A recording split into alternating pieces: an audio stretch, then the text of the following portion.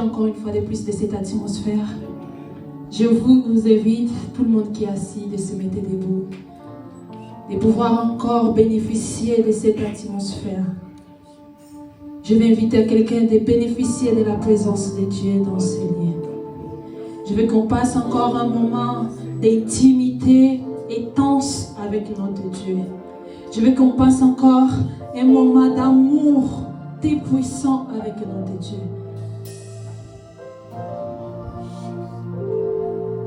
Alléluia, Alléluia, Alléluia, na Yeshua.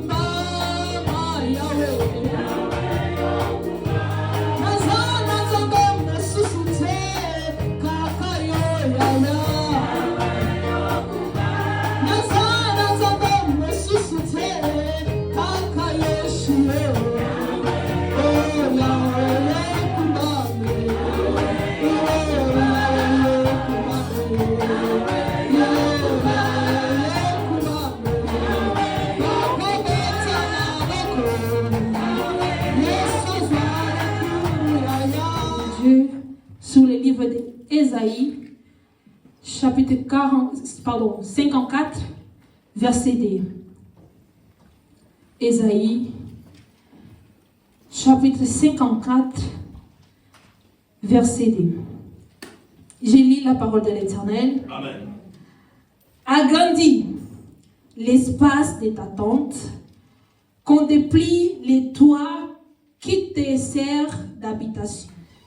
Que Dieu nous bénisse et qu'il bénisse sa parole.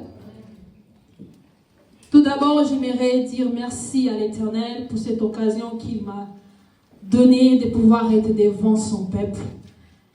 Je suis tellement dans la joie de pouvoir être devant vous.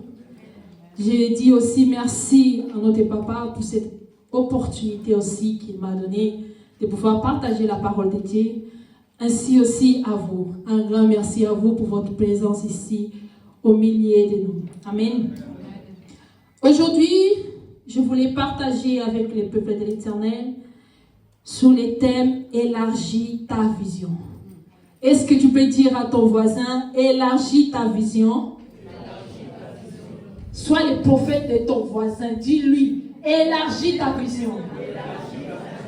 Que Dieu soit béni. C'était pendant la prière, pendant que j'ai prié, que l'Éternel m'a confié ces thèmes. J'ai dit, pourquoi pas pouvoir partager avec les peuples de Dieu sur les thèmes élargis ta vision.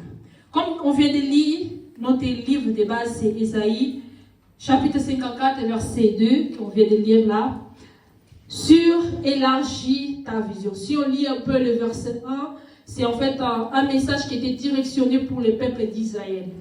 L'Éternel a pris sous forme d'une femme stérile qui a dit il disait au peuple d'Israël, mais en utilisant la femme. Il a dit à la femme, malgré qu'elle était stérile, ne sois pas triste, ne crains rien, parce que quand tu vas affronter tes enfants, ils vont tellement remplir le monde par rapport à cette femme qui a déjà accouché. C'est là, en bas dans le verset 2, qui commence à parler « élargis ta tente ». Amen. Si on part dans la logique élargie, c'est l'effet de rendre un espace qui était petit, plus grand. Amen. J'aimerais bien qu'on puisse être ensemble. Amen. Dieu soit loué. Plus grand que l'état d'un rang. Comme on peut dire dans cette salle, si on veut élargir, peut-être on va commencer pour enlever le mur qui est là, le mur qui est derrière nous, pour élargir l'espace que nous avons. Et quand je parle de la vision c'est une perception par les yeux, ça veut dire tout ce qu'on voit, mais aussi l'effet de projeter ou faire la projection du futur. On est ensemble? Amen. Est-ce qu'on est ensemble? Amen. Que Dieu soit loué. Et moi, je crois que depuis qu'on était petit, on avait déjà une vision de notre vie. Parce que moi, quand j'étais petite, j'avais une vision dans ma vie. Je disais, à tel âge, je ferai ça. J'aurai ma voiture à tel âge. J'aurai mon mari à tel âge. J'aurai mon travail à tel âge. J'aurai ma maison à tel âge. C'est la vision que moi j'avais de la vie que je voulais amener. Et je crois que chacun de nous ici avait aussi ça. Quand on était petit, on avait toujours un rêve. Moi, mon rêve, c'était d'être journaliste. Je voulais être journaliste. Je pense que chacun aussi avait son rêve à lui qu'il voulait réaliser. Mais ce que moi j'ai compris, que quand j'avais cette vision-là, je ne fonctionnais pas ou je ne prenais pas des décisions qui pouvaient faire que cette vision puisse s'accomplir. Que veut dire? Quand nous avons une vision, l'attitude que nous avons, ça correspond directement à la vision que nous portons. Moi, aujourd'hui, je ne peux pas dire que je vais être médecin et aller faire les études d'économie. Ça veut dire les décisions que je prends dans ma vie, la façon que je marche, c'est tout en rapport avec la vision que je vais ou que j'ai dans ma vie. Ce que je vais réaliser dans ma vie, ça dépend, ou je dirais même que mes décisions sont les conséquences de ma vision. Est-ce qu'on est ensemble? Est-ce qu'on est ensemble? J'ai compris que quand j'étais petite, en fait, j'ai rêvé quelque chose, mais je ne me comportais pas pour arriver à atteindre ces niveaux-là. Je ne faisais pas des choses qui pouvaient m'aider à arriver à ces niveaux-là. Je ne prenais pas des décisions qui pouvaient en fait m'aider à atteindre ces niveaux. Aujourd'hui, on veut être des parents, je vais être papa, je vais être maman dans ma vision. Mais est-ce que ma façon d'être, ça peut correspondre avec une maman?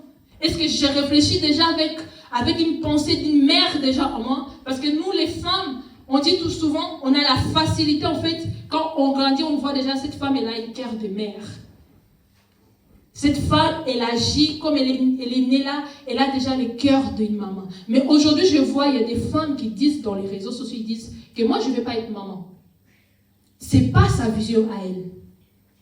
Moi, à la maison, je vois souvent mes frères, le pianiste et les drummers, ils font du bruit à la maison insupportable. Il y a des fois, j'écris, arrêtez avec vos bruits parce qu'on a des voisins quand même. Mais c'est par rapport à sa vision à lui. Il fait ses essais, il fait ses pratiques parce qu'il veut améliorer par rapport à la vision où il veut aller avec cet instrument-là. Ce C'est la même chose avec les chantes. Il est en train de répéter, parce qu'il veut atteindre un niveau par rapport à sa vision. Aujourd'hui, un prédicateur, il ne peut pas dire que je reste 1 mois, 2 mois sans lire la Bible. Si tu es un prédicateur, tu restes 2 mois, 3 mois sans lire la Bible, 2 semaines, tu n'es pas un prédicateur. Amen. Parce que si tu veux être le prédicateur, avoir un ministère, ta base, c'est la prière et la Bible. Amen. C'est les 2 choses qui vont faire que tu puisses atteindre le sommet de ta mission. Amen. Mais nous, on fait toujours le contraire. On fait les contraires. Je vais être ministre, mais je ne suis même pas là. Je n'étudie même pas. Je n'essaie même pas de regarder les informations. Je n'arrive même pas à me tenir, à vouloir avoir des attitudes comme un ministre peut avoir. Moi, dimanche passé, j'étais avec les enfants. Je les ai demandé, vous voulez être quoi? Ils m'ont dit, je vais être footballeur. J'ai dit, vous n'avez pas de charisme de footballeur. Commencez à travailler vos charismes. Parce que quand je vous regarde, je vois qu'il manque quelque chose que les footballeurs ont. Mais vous ne l'avez pas. Si c'est votre vision, commencez à travailler sur cela. Commencez à bosser sur ça pour que tu puisses arriver à ta vision ou à réaliser ta vision. Et pendant tout cela, moi je me suis dit, quand comme en tant que chrétiens, on oublie souvent que notre vision à nous ne dépend pas de nous. On a un problème. La vision que je peux avoir de ma vie, ça ne dépend pas en fait de moi. La personne qui a la vision totale de ma vie, c'est l'Éternel. C'est lui qui porte en fait tout ce que je peux faire dans cette vie. On va lire rapidement les livres de Jean. Et les disciples, ils ont dit qu'il reste 4 mois pour la moisson. Mais Jésus, il a dit, levez vos yeux et regardez que les champs ils sont déjà blancs et prêts pour la... Est-ce qu'on est ensemble? Il est prêt pour la... Bien-aimé dans l'Éternel. L'Éternel, il veut nous dire quoi dans ce passage-là? Ta vision a fait ta façon de voir les choses. Mais ta façon de voir les choses, ce n'est pas ma façon à moi de voir les choses. Les disciples, ils attendaient, ils étaient dans leur tête, ils disaient qu'il reste 4 mois. Mais pour Jésus, c'était maintenant.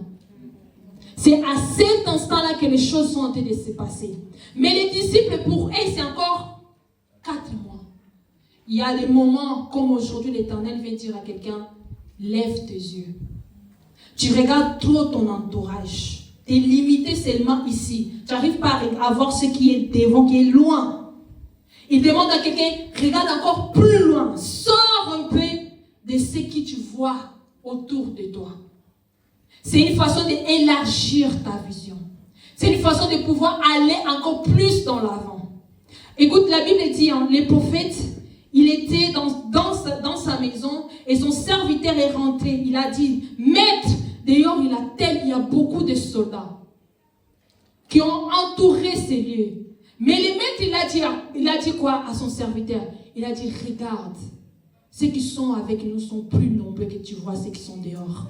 Il y a des fois dans notre vie, on regarde la circonstance, on regarde la façon que la réalité se présente à nous, on dit que c'est fini. Il n'y a pas de solution. Mais aujourd'hui, l'Éternel vient dire à quelqu'un, il y a encore des solutions. Il y a encore des solutions.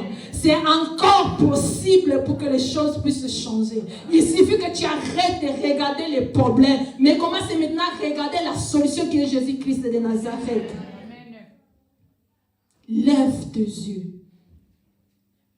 Arrête de regarder seulement ce qui t'entoure. Beaucoup de gens, ils viennent à l'église, ils sont là seulement, ils regardent les problèmes. Quel est le problème? Ils n'arrivent même pas à regarder Jésus qui est devant lui. Ils n'arrivent pas à contempler la beauté de l'Éternel. Quel est le problème? Aujourd'hui, Jésus vient dire à quelqu'un, arrête de regarder tes problèmes et regarde-moi. Vois-moi devant toi. Élargis un peu ta vision de moi. Élargis un peu ta vision de ce que moi je suis dans ta vie. Amen. Et moi je me suis dit, pourquoi je dois élargir ma vision? À quoi bon élargir ma vision? Ça me suffit. Où je suis, je suis bien. Je mange bien. Je bois bien, je dirais. Je m'habille bien. Pourquoi donc je dois élargir ma vision?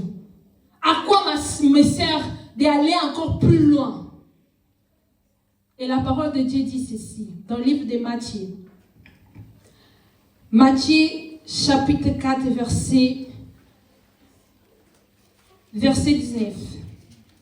Tu penses que tu es le centre de tout. Que Dieu est là que pour faire ton plaisir à toi.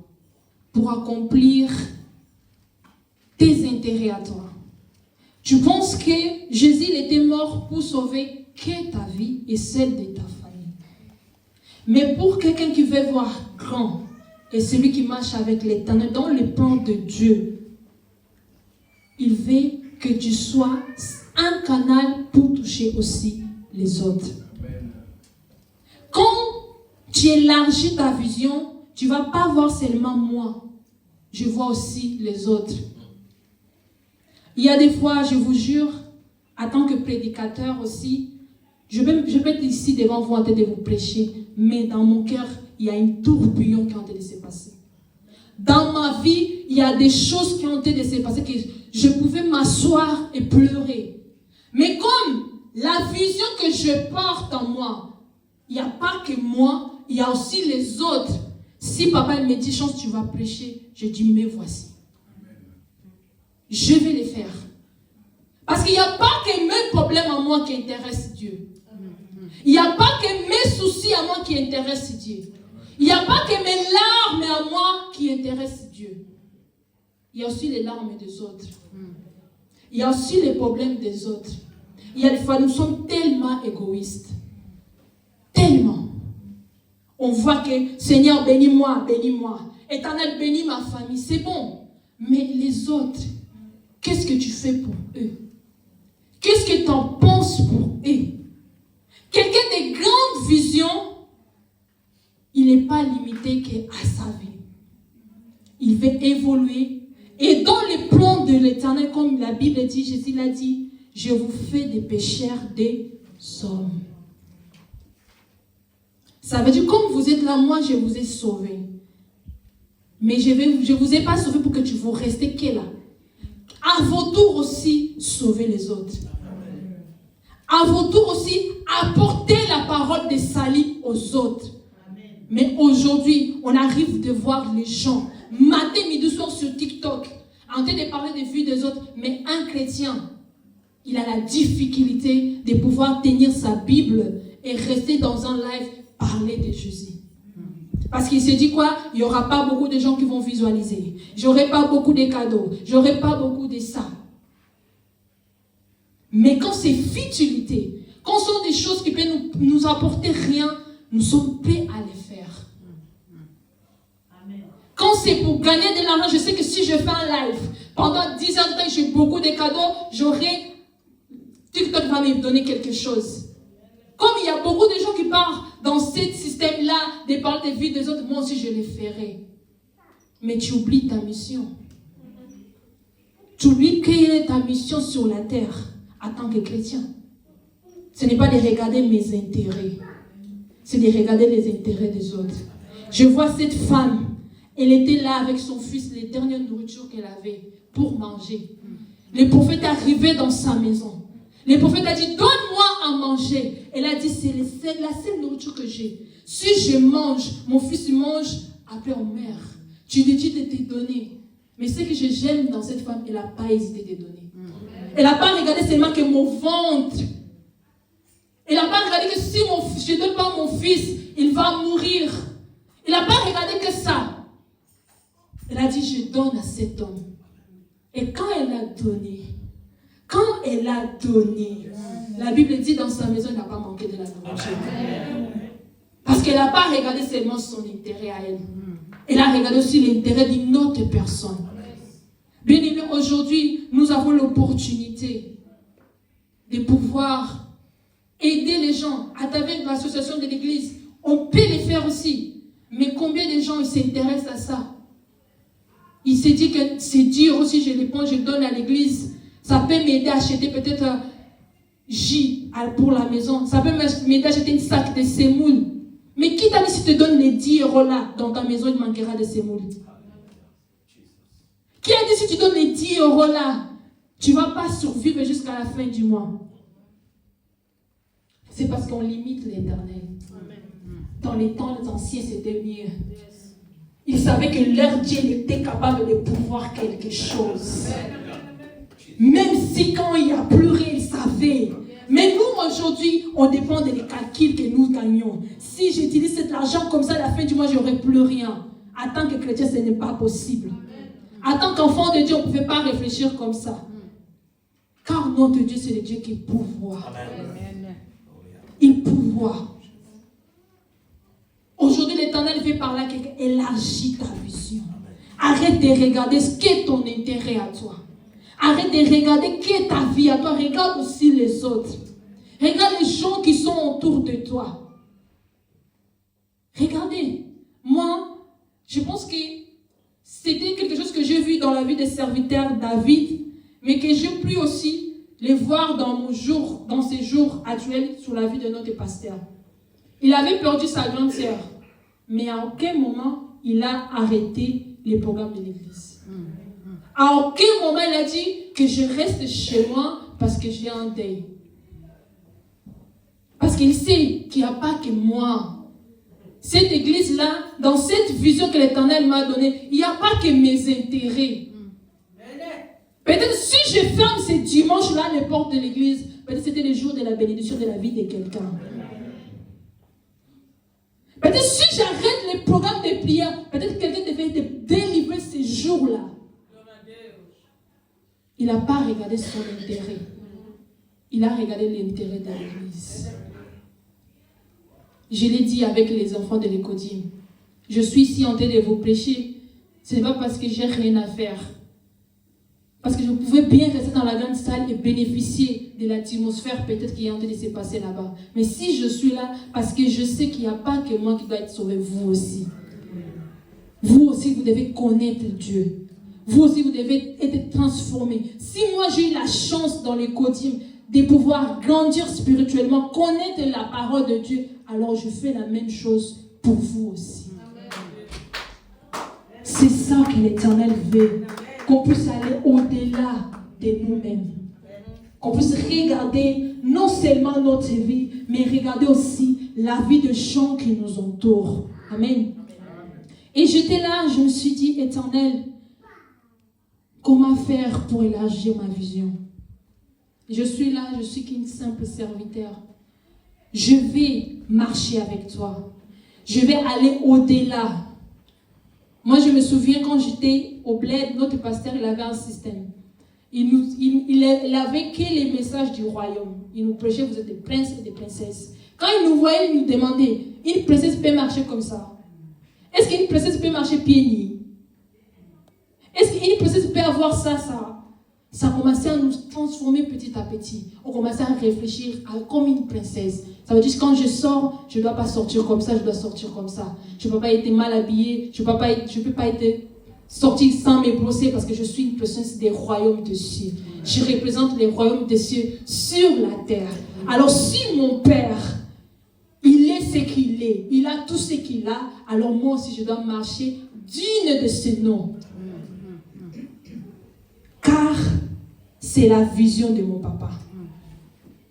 Et pour pouvoir élargir ta vision, la première des choses que tu dois ou qu'on doit savoir, c'est qu'on doit connaître le Dieu que nous servons. La Bible dit dans le livre de Marc chapitre 4, verset 41, la Bible nous parle de Jésus avec ses disciples. Il y a eu la tempête et lui dormait. Quand ils l'ont réveillé, il a arrêté les vents et la mer était calme. Les disciples étaient là étonnés. Ils ont dit, qui est cet homme ou qui la mer et les vents l'obéissent? Qui est cet homme? Et par là, on peut voir que les disciples, ils ont vu, parce qu'avant ça, Jésus il a fait des miracles. Ils étaient avec Jésus, ils ont contemplé cela. Mais ils ne connaissaient pas les dieux qui marchaient avec eux. On peut bien venir à l'église. On vient, on crie. Mais peut-être tu ne connais pas le Dieu que tu es en train de crier. Tu viens juste pour venir. Parce que beaucoup aujourd'hui, c'est dans la mode. On te prend photo à l'église, tu mets dans les statuts de ton WhatsApp. Tu mets sur les réseaux sociaux, on te voit en train de prier. C'est une mode aujourd'hui, on voit. Ça plaît comme les gens. Ah, t'es chrétien, ça nous donne de la joie. Je ne sais pas que je dis c'est mal, c'est pas mauvais. Mais quand tu viens dans ce temple, il faut savoir, je me présente devant qui? Je suis devant qui?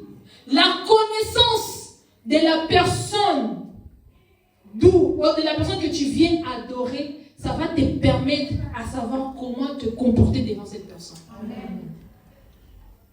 Parce que si je suis devant mon père, j'ai une façon de me comporter quand je suis devant mes petits frères. Parce que devant mon père, il a une autorité sur moi. Mais devant mes petits frères, c'est moi qui j'ai l'autorité devant eux. Amen. Alors j'ai la connaissance. Je sais que je suis devant mon papa, je dois me comporter de telle façon. Je suis devant ma mère, je dois être comme ça. Je suis devant mes petits frères, alors je dois me positionner de cette façon. C'est la même chose avec l'Éternel. Si tu ne connais pas Dieu, il y aura des moments que tu vas dire que Dieu ne me répond pas. Non. C'est faux. C'est parce que quand tu te présentes devant lui, tu ne sais même pas à qui j'ai affaire. Les disciples, ils marchaient avec Jésus, mais ils ne savaient pas qu'il était le Tout-Puissant. Où les vents et la mer l'obéissaient. Que rien n'était impossible à lui. Il croyait seulement qu'il pouvait guérir les malades. Peut-être qu'il disait seulement il peut en fait guérir, donner la vie aux aveugles.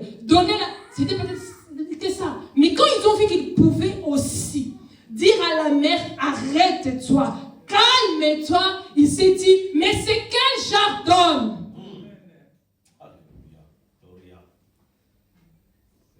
Aujourd'hui, l'Éternel nous dit, apprends à me connaître. Maman, il t'apprend à me connaître. Apprends à connaître comment je fonctionne. Il y aura des fois, tu vas te présenter devant moi. Comme tu me connais tellement, même mon silence ne va pas te déranger. Il y a des gens que le silence de l'Éternel, ça les dérange. Parce qu'ils ne connaissent même pas leur Dieu. Aujourd'hui, on peut te poser des chrétiens si tu sais comment Dieu te parle. Il y aura beaucoup de gens qui ne vont même pas savoir répondre à cela. Ils ne savent même pas quand c'est Dieu qui est en train de les parler et quand ce n'est pas Dieu qui les parle. La Bible dit, mes brebis, ils connaissent ma voix. Mes brebis, ils connaissent ma voix. Moi, souvent, je sais que je peux regarder une vidéo et je reçois un message dedans. Parce que je sais comment aussi Dieu me parle. Je sais que je peux écouter un conseil et je sais que c'est Dieu qui est en train de me parler. Parce que quoi? Je suis quelqu'un que je suis en train d'entretenir ma relation avec Dieu. Et je suis en train de les connaître. Et la façon que tu peux connaître ton Dieu, entretenir une bonne relation, c'est toujours méditer et prier. Méditer et prier. C'est les secrets. Méditer et prier. Moi, j'ai aimé, il y a un serviteur, il a dit, même quand tu n'as pas envie de prier, prie. Même si tu n'as pas envie d'ouvrir la Bible, lis. On est là. On est dans la distraction. On s'ennuie, mais nos téléphones, sur TikTok, on passe. 3-4 heures de temps sur le TikTok. Mais ces 4 heures du temps, si tu étais dans la présence de Dieu, qu'est-ce que tu pouvais bénéficier? Si pendant ces 4 heures du temps, tu étais dans la présence de Dieu, qu'est-ce que tu pouvais bien gagner?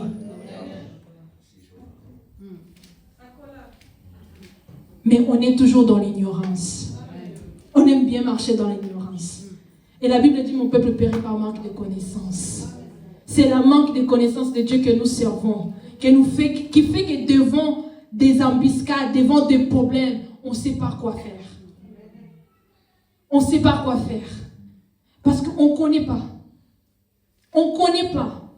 Les chrétiens, aujourd'hui, les choses sont devenues impossibles. Même les choses les plus simples. On se bat tellement parce qu'on ne croit pas en Dieu, on ne connaît pas notre Dieu. On est tout le temps dans l'ignorance. Et c'est là, ça tue petit à petit notre communion avec l'Éternel. Amen. Amen. Et la deuxième chose, pour pouvoir élargir ta vision, c'est l'effet de s'éloigner de la foule. Yes.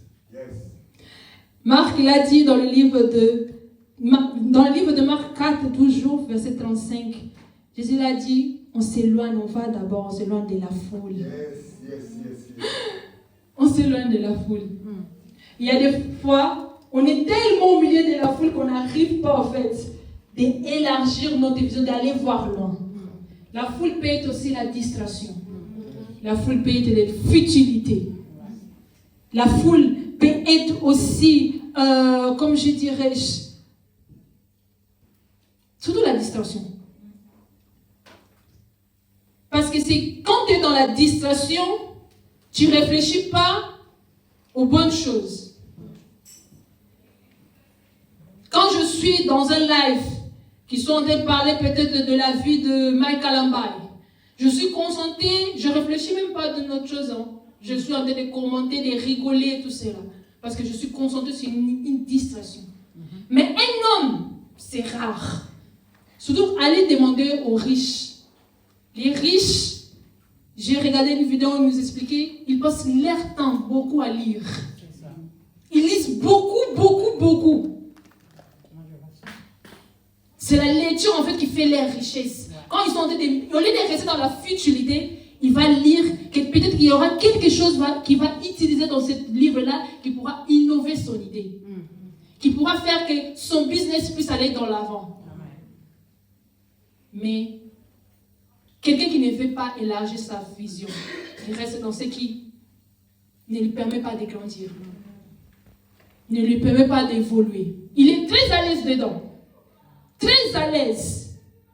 Mais quelqu'un a une vision géante. Telle la vision de notre Seigneur et Sauveur.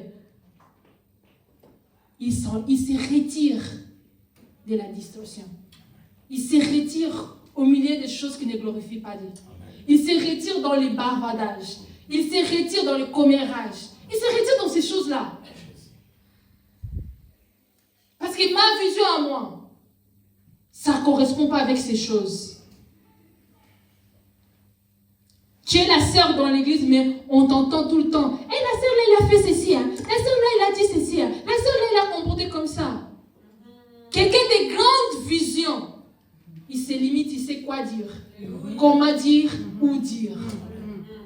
Il ne dit pas n'importe quoi, n'importe où, avec n'importe personne. Moi, il y a des choses que je peux venir dire à Mama Hit, mais il y aura aussi des choses que je peux dire à Sœur Sarah. Je sais que quand je suis avec les enfants, je peux me comporter de telle façon, mais avec les grands, je ne peux pas les faire. Tout dépend de ce que tu veux être et où tu veux aller. Amen. Si tu veux rester tel que dans tout ce que tu vois là, gloire à Dieu. Mais si tu veux élargir, aller plus loin que ça, commencer à changer quelque chose dans ta vie. Commencer à retirer certains comportements dans ta vie. Commencer à retirer certaines façons de parler dans ta vie. Amen. Tu es une femme que tu rêves d'être une femme mariée, mais tu es la première personne qui est impolie. Tu es la première personne qui n'arrive pas à garder un secret. Tu es la première personne qui n'arrive pas à pardonner, mais tu songes à rester dans un mariage. On se demande, est-ce que ta vision et ta façon d'être correspondent?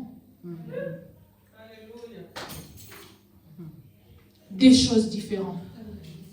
Une vision, un comportement qui ne se marie pas. Changeons notre façon d'être pour qu'on puisse atteindre les sommets. Et le dernier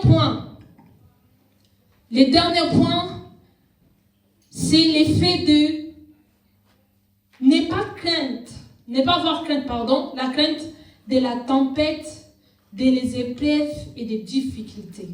Amen. Je vais lire rapidement. Matthieu 10, chapitre 10, verset 16. Il y aura des difficultés. Beaucoup, moi quand j'étais immature, je peux dire comme ça, je croyais que comme Dieu et Jésus qui s'il était crucifié pour moi, tout est rose. J'aurais plus de problèmes, même les démons ne pourraient plus m'embêter, je marche très à l'aise. Mais je vais tromper. Il est mort pour moi. Il m'a sauvé. Il m'a donné la mission de sauver les autres. Mais là où il me laisse pour aller sauver mes camarades, mes proches à moi, l'univers, il y a les loups qui rôdent. Ça veut dire que je peux trouver des problèmes au milieu de la route. Je peux trouver des épreuves au milieu de la route. Je peux trouver des combats au milieu de la route. Mais que cela ne me provoque pas de peur. Non. Je ne dois pas avoir la peur en fait, de la difficulté. Comme j'ai dit, si tu connais ton Dieu, tu n'auras pas en fait peur de toutes ces choses. Parce que tu sais qui est avec toi. Il a dit dans le livre de Matthieu, chapitre 20, verset 28. Il a dit, je serai avec vous jusqu'à la fin du monde. Ça veut dire, tel que je suis là, l'Éternel, il est toujours avec moi. Saül, quand il persécutait les peuples, les chrétiens, c'est Jésus qui est venu devant Saül. Il a dit, pourquoi tu me persécutes? Est-ce que Jésus était présent? Non. Mais pourquoi il dit ça? Parce qu'il a promis d'être avec eux. Cette promesse qu'il a tenue à son peuple. Ça veut dire quand Saül persécutait l'église, persécutait directement Jésus. C'est pour ça qu'il s'est présenté devant lui, il a dit, pourquoi tu me persécutes moi? Alors, il faut qu'on arrête d'avoir peur de difficultés. Moi, j'ai dit, les épreuves, ça m'aide à grandir. Amen. Les épreuves, ça m'aide de voir la vie d'une autre manière. Les épreuves, ça me permet en fait, peut-être d'aller au-delà de mes forces. Peut-être je croyais que je pouvais juste gêner une seule journée. Mais cette épreuve m'a poussé à gêner 3 jours. Élargis ta vision. Ne reste pas là où tu es. Essaye d'aller le plus loin possible. Mais pas tout seul. Toujours avec l'Éternel. Que l'Éternel nous bénisse.